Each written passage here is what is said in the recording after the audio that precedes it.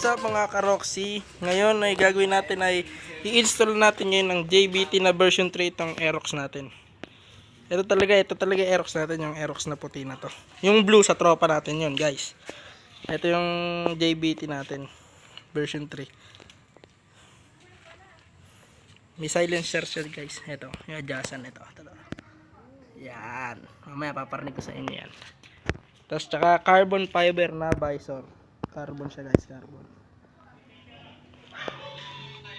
Paano, guys? Install na natin. Una, kailangan natin ng 12mm na socket. Ito. Para mapihit natin sa may makina, dito sa ilalim. Tara, pihitin natin.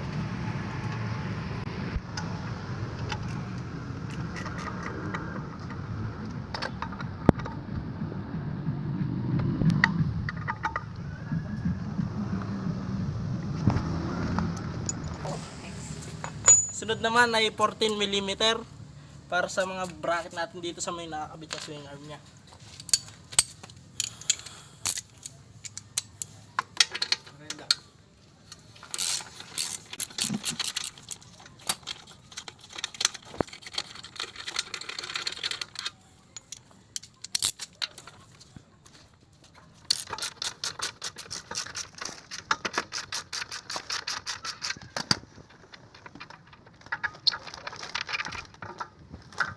Ganun lang, guys, tanggal na kagad yung pipe niya.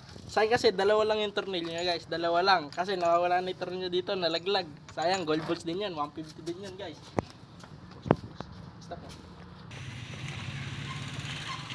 Guys, install na natin. Ito yung JVT, install na natin. Una, dito nyo muna tutornilyo sa taas para may parang pinakagabay na yan para hindi kumilos yung pipe. Ganyan lang, huwag nyo ikitan para nagagalaw nyo siya. Para pag hinigpitan nyo dito, hindi sumingaw.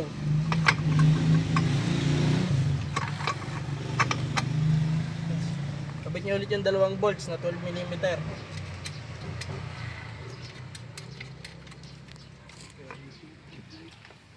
Tingnan lang natin.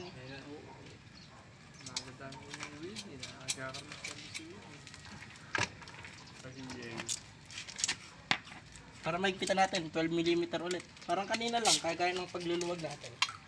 Hihigpitan muna natin dito sa makina bago natin hihigpitan sa mga bracket niya. Para hindi sumingaw.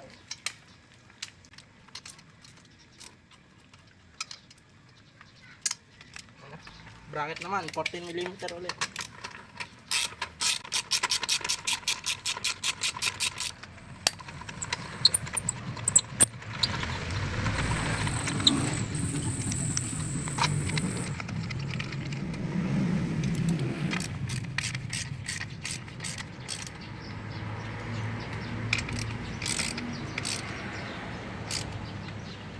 Pag naigpitan na natin pareho, okay na siya, guys.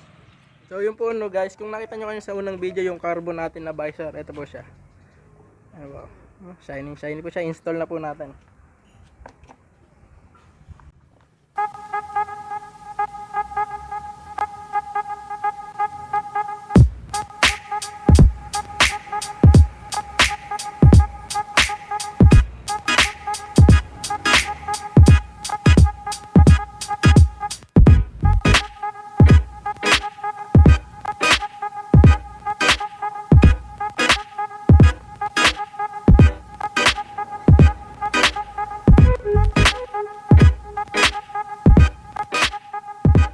So yun, no, guys, sound check natin yung JVT natin na version 3 game.